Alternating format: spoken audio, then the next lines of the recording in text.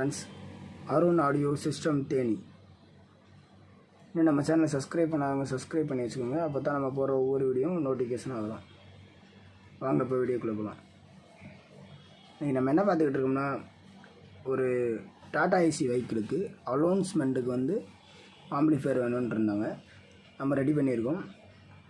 2 25 watts குழாய் போடுற மாதிரி நம்ம ஆம்பிளிஃபையர் ரெடி பண்ணியிருக்கோம்.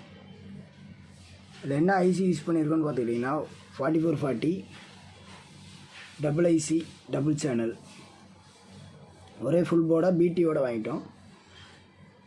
அதுக்கடுத்து பார்த்துக்கிட்டிங்கன்னா நம்ம யூஎஸ்பி போர்டு B10 தான் நம்ம யூஸ் பண்ணியிருக்கோம். அதில் கொஞ்சம் வாய்ஸ் கொஞ்சம் கிளியராக இருக்கும். ஃப்ரண்டில் பார்த்துக்கிட்டிங்கன்னா ரைட்டு குழாய்க்கு ஒரு வால்யூம் கண்ட்ரோலும், லெஃப்ட்டுக்கு ஒரு வால்யூம் கண்ட்ரோலும் நம்ம போட்டிருக்கோம். வாங்க இப்போ இதோட டெஸ்டிங் பார்ப்போம். இல்லை, எங்கிட்ட இருக்கக்கூடிய புதிய பொருட்களான அலுமினிய பாத்திரம் இருக்குது, பிளாஸ்டிக் வாளி, பிளாஸ்டிக் குடம், பிளாஸ்டிக் டப்பு இருக்குது, வாங்கிக்கோங்க. மேலும் பார்த்தீங்கன்னா உங்கள் வீட்டில் எதற்குமே பயன்படாத பழைய பாத்திரங்கள் இருக்கும், அதை எங்கிட்ட கொடுங்க. அதற்கு உண்டான விலையை வாங்கிக்கோங்க. கிழிஞ்ச பட்டு புடவை, பழைய ஜெட் மோட்டார் எதுக்குமே பயன்படாது, அதை எங்கிட்ட கொடுங்க.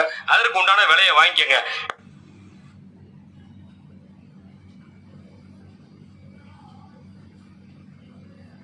பழைய இரும்பு, பழைய தகரம், பழைய பிளாஸ்டிக் பொருட்கள் எங்கிட்ட கொடுங்க. அதற்கு உண்டான விலையை வாங்கிக்கோங்க.